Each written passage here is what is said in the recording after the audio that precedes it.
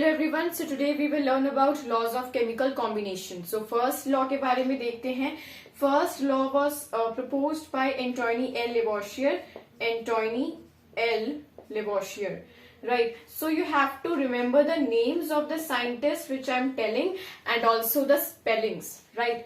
Antoine L. Lavoisier proposed the first law of chemical combination that इन्होंने बोला था that in a chemical reaction, किसी भी chemical reaction, in a chemical reaction यानी कि दुनिया का कोई भी केमिकल रिएक्शन ले लो आप. इन अ केमिकल रिएक्शन उसमें होता क्या है, एक तरफ होते हैं आपके पास रिएक्टेंट्स और एक तरफ होते हैं प्रोडक्ट्स. रिएक्टेंट जब रिएक्ट करते हैं, कंबाइन होते हैं, तो आपके पास प्रोडक्ट निकल के आता है as a result of the chemical reaction. ये आपको पता है, right? So in a chemical reaction, what happens actually that mass can neither be created. Mass can neither be created. इसका मतलब क्या है? I will explain you right now. First of all, we will write it. Mass can neither be created nor be destroyed.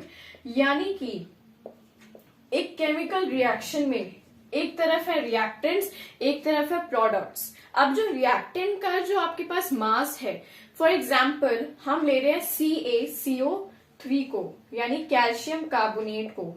जब आप इसे heat करते हो, on heating, right, what happens actually, you get CaO plus CO2, right. अब CaCO3 का जैसे मास है 100 ग्राम, 100 grams, तो आपके पास जो CaO CO2 निकल के आता है that is 56 gram and 44 gram. और यही तो ये लॉ कह रहा है कि mass, total mass of the reactant is equal to total mass of the products. अब आप देखो, एक तरफ क्या था CaCO3 ऑन हीटिंग, या फिर हम बोले on the exposure of the oxygen. Oxygen के कांटेक्ट में आने से क्या होता है, ये 100 ग्राम का जो CaCO3 है ये बन जाएगा CaO प्लस CO2 यानी 56 gram of CaO calcium oxide और CO2 44 ग्राम. और आप इनको प्लस ऐड करके देखो, सो ये 100 ग्राम आ रहा है, राइट. यानी कि in a chemical reaction, mass has neither be created nor be destroyed. इधर ना ही mass create हुआ है, ना ही destroyed हुआ है. यानी create destroy का मतलब क्या है, इधर आप देखो 100 ग्राम था, ये इधर आके 110 ग्राम नहीं बना है, 100 का 100 ही रह गया है. 100 ग्राम था, इधर 90 या फिर 80 कम नहीं हुआ है. दैट इज मास क्रिएट भी नहीं हुआ है, डिस्ट्रॉय भी नहीं हुआ है. तो यही ये लॉ कहना चाह रहा है, राइट. एग्जाम्पल हमने देख लिया. एक और एग्जाम्पल, फॉर एग्जाम्पल देखो NaSO4 यानी सोडियम सल्फेट और BaCl2 यानी कि क्या होता है, ये बैरियम क्लोराइड. इसके रिएक्शन के एंड में आपके पास आता है NaCl, ये होगा Na2SO4, right, correction. Na2SO4 plus BaCl2 होगा NaCl प्लस BaSO4, है ना. इस केमिकल रिएक्शन में आपके पास ये आएगा. अब Na2SO4 और BaCl2 का कुछ भी मास हो, right, that mass, this total mass of this reactant will be equal to total mass of the product obtained in a chemical reaction. और कुछ नहीं है, यही चीज ये chemical laws of chemical combination का फर्स्ट लॉ कहना चाह रहा है, राइट. सो आई होप आपको ये लॉ समझ आए. अब सेकेंड लॉ देखते हैं. सेकेंड लॉ क्या है, सेकेंड लॉ को हम दिया था जोसेफ एल प्राउस्ट ने. प्राउस्ट ने इस सेकेंड लॉ को दिया था. और ये क्या है, that in a chemical substance what happens. उधर केमिकल रिएक्शन के बारे में बात हो रही थी, इधर केमिकल सब्सटेंस है. In a chemical substance all the elements, all the सारे, मतलब फॉर एग्जाम्पल आपके पास CO2 है ना, कार्बन डाइऑक्साइड, उसमें एलिमेंट कौन कौन से हैं, कार्बन और ऑक्सीजन. तो अब कहना क्या चाह रहा है, that in a chemical substance all the elements have always हमेशा have always definite proportion, right, definite proportions in by मास.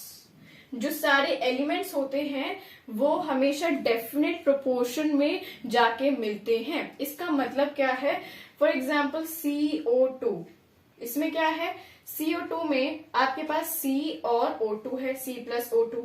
अब ये जो C और O2 है, ये CO2 बनाने के लिए किस प्रोपोर्शन में, किस डेफिनेट कांस्टेंट प्रोपोर्शन में आके मिलते हैं, तो वो है 3:8।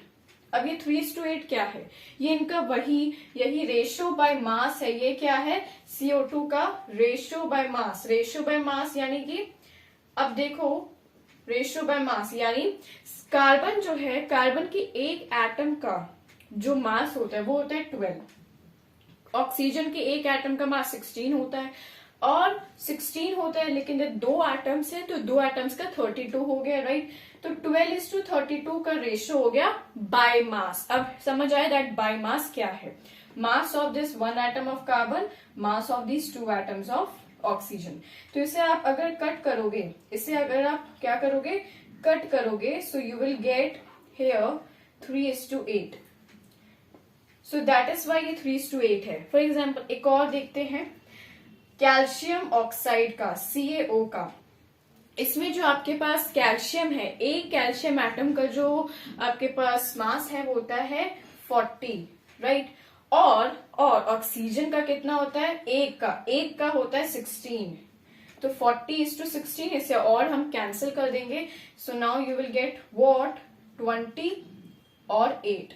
फर्दर कैंसिल करने पे 10 एंड 4, फर्दर कैंसिल करने पे 5:2।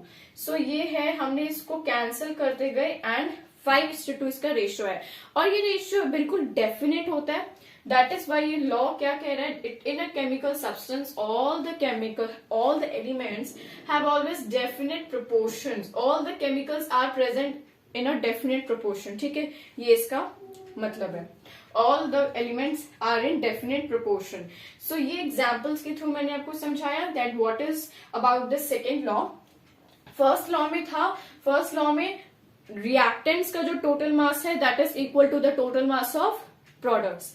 सेकेंड लॉ में एक केमिकल सब्सटेंस में जो एलिमेंट्स होते हैं वो एलिमेंट इन डेफिनेट प्रोपोर्शंस में आके मिलते हैं to form that chemical substance. ठीक है, राइट। CO2 है तो CO2 में अगर कार्बन 3 ग्राम्स है तो ऑक्सीजन हमेशा 8 ग्राम ही रहेगा, राइट। सो ये हमें समझने की जरूरत है, राइट। ऑक्सीजन 8 ग्राम ही रहेगा। एक क्वेश्चन आता है, फॉर एग्जाम्पल अगर कार्बन 6 है तो ऑक्सीजन कितना होना चाहिए ताकि कार्बन डाइऑक्साइड बन जाए, तो ऑक्सीजन कितना होना चाहिए, इट शुड बी 16 ताकि एक कार्बन डाइऑक्साइड बन जाए, राइट।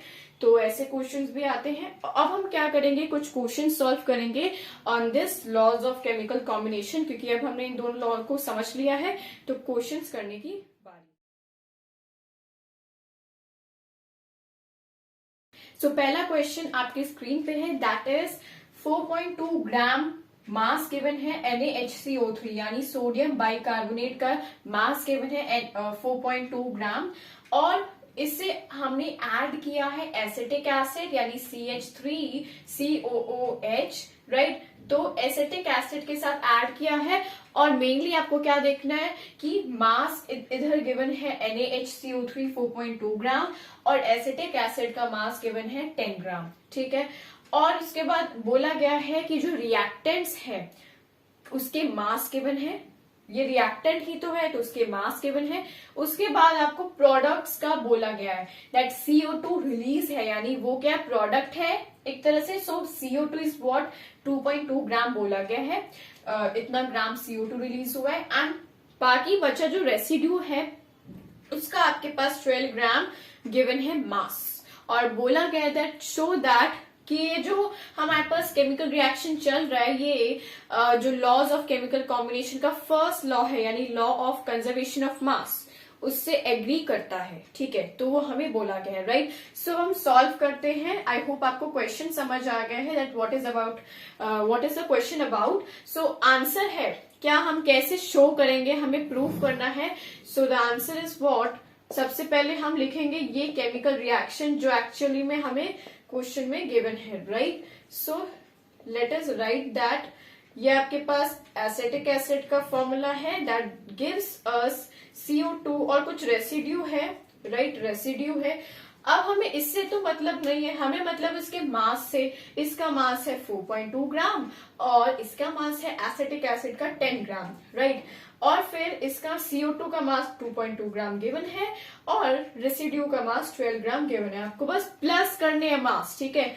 प्लस कर दोगे तो आपके पास क्या आ जाएगा, प्लस करोगे तो 14.2 ग्राम आ रहा है और इधर आप प्लस करोगे तो तब भी 14.2 ग्राम ही आ रहा है। यानी कि दिस प्रूव्स, हेंस प्रूव, ठीक है। जैसे मैथ्स में लिखते हो you can write, but yes आपको लास्ट में सेंटेंस भी लिखना है कि यस ये जो क्वेश्चन है वो एग्री करता है law of conservation of mass को, राइट। आपको पूरा सेंटेंस लिखना होगा। सो ये इसका सॉल्यूशन है, ऐसे हम इसको प्रूव कर।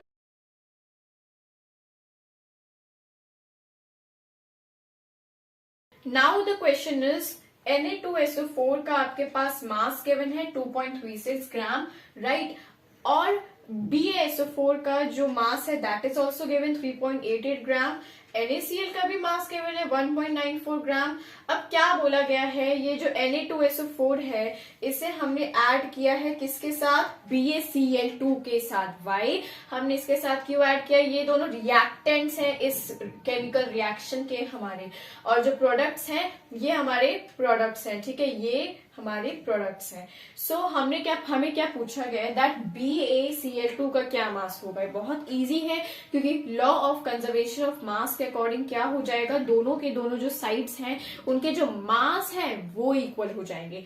यानी कि पहले हम क्या अच्छे से लिख लेते हैं अपना केमिकल रिएक्शन। सो सबसे पहले BaCl2 is here, BaCl2 plus Na2SO4 is what this gives us the product BaSO4 and NaCl। I hope अब आपको समझ आया क्वेश्चन में करना क्या है।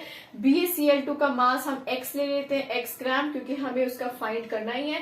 Na2SO4 का जो मास है दैट इज 2.36 ग्राम एंड अब देखो क्या हो जाएगा, हम ये इक्वेशन फॉर्म कर रहे हैं, ये हमने लिख दिया केमिकल रिएक्शन। अब वैसे भी हमें पता है law of conservation of mass के अकॉर्डिंग क्या होता है, दोनों साइड्स के जो मास है इक्वल है, वही तो हम कर रहे हैं। सो BaSO4 क्या है 3.88 ग्राम है एंड नाउ NaCl हमारे पास है 1.94 ग्राम, राइट। सो हम क्या करेंगे, इन दोनों को प्लस करते हैं। सो प्लस करने पे हमारा क्या आएगा, that is 8 + 4 12, then 9 + 8 gives us 17, then 18, उसके बाद 5, right, 5.82 gram, right.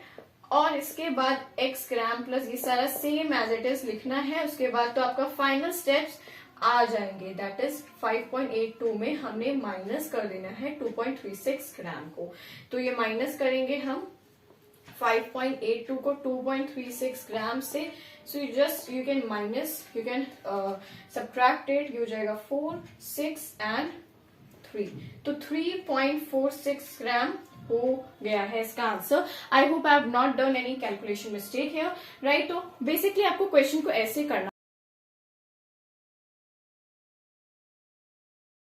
So our next question is CuO का मास गिवन है और बोला गया है कि on reduction to the current of hydrogen हमें मिलता है कॉपर ऑफ 1.098 ग्राम।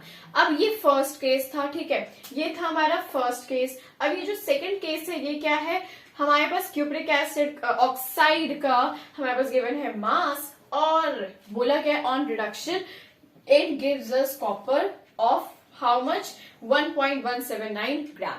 अब इसका हमें करना क्या है, तो लास्ट लाइन क्वेश्चन की गिवन है कि हमें बताना है कि ये जो क्वेश्चन है इसमें जो दोनों केमिकल रिएक्शन है ये लॉज ऑफ डेफिनेट प्रोपोर्शंस के साथ एग्री करते हैं, राइट। सो अब हम क्या करते हैं, आंसर को सॉल्व करते हैं, क्वेश्चन को सॉल्व करते हैं। सो कैसे सॉल्व करेंगे, करना क्या है, कैसे प्रूफ करें, तो इसमें दो केसेस गिवन है। अब देखो CuO चाहे कहीं का भी हो, राइट, CO का चाहे कहीं का भी हो, कॉपर और ऑक्सीजन उसमें सेम ही होगा, ठीक है। कॉपर और ऑक्सीजन की जो हमारे पास प्रोपोर्शन है, रेशियो होगा हमारे पास, वो सेम ही होगा, right.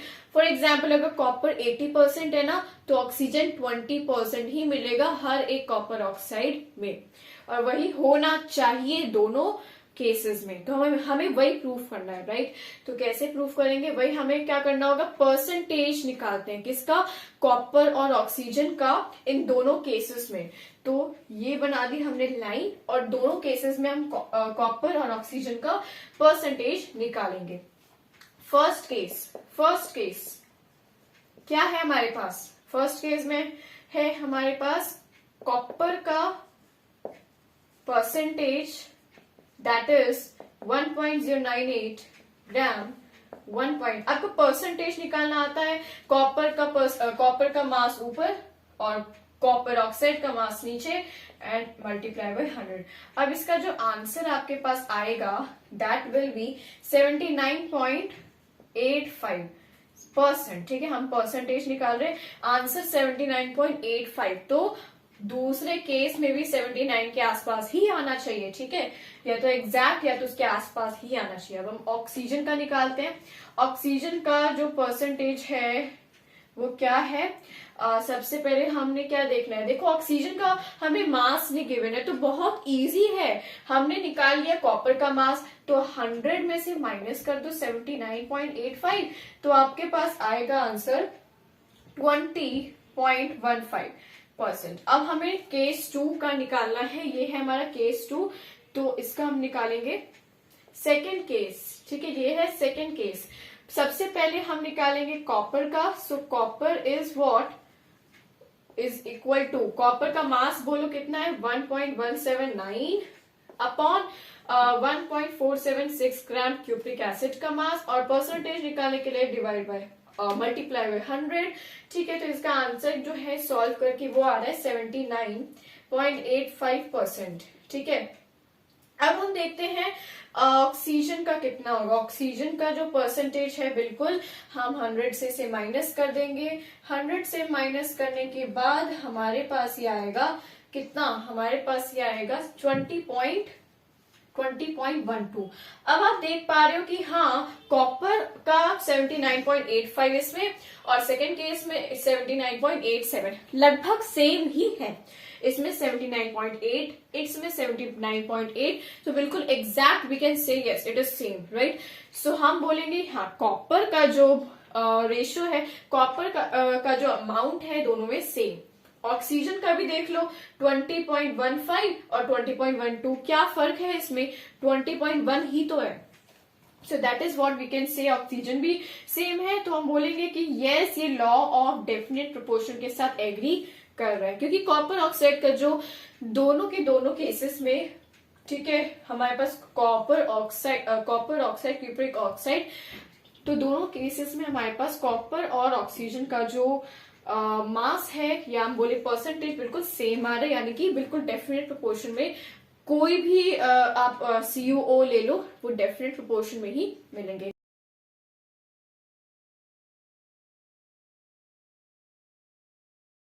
So the question is, आपके पास मैग्नीशियम का मास गिवन है 2.4 ग्राम और मैग्नीशियम ऑक्साइड का मास गिवन है 4 ग्राम, राइट।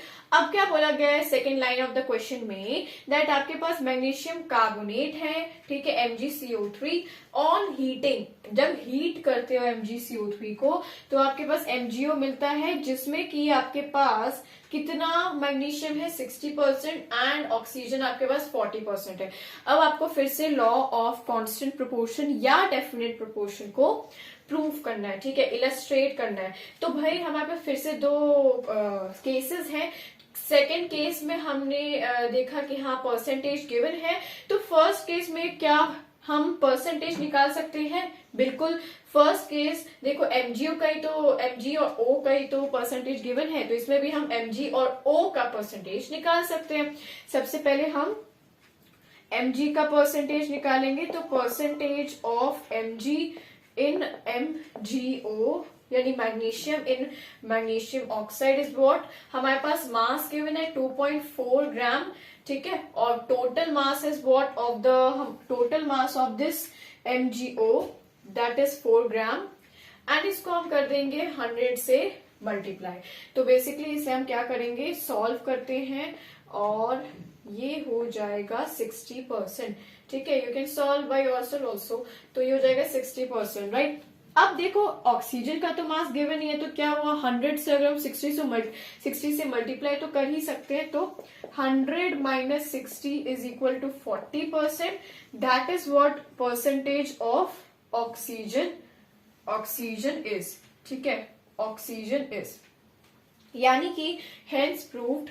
मैं लिख रही हूं, ठीक है, आपको पूरा सेंटेंस लिखना है कि यस ये जो एग्जाम्पल है this illustrates the constant law of constant proportion. So इसी के साथ साथ हमारी जो क्वेश्चन है वो खत्म होते हैं. 2 क्वेश्चन हमने फर्स्ट लॉ पे कर लिए और 2 क्वेश्चन हमने सेकेंड लॉ पे कर लिए. Now the last question that the answer you can post in the comment section is the law of constant proportions was given by. जो last question है that is law of constant proportion किसने दिया था. You have to write the name of the scientist. So I hope you have understood all the things जो मैंने इस lecture में कराया. Thank you very much for watching.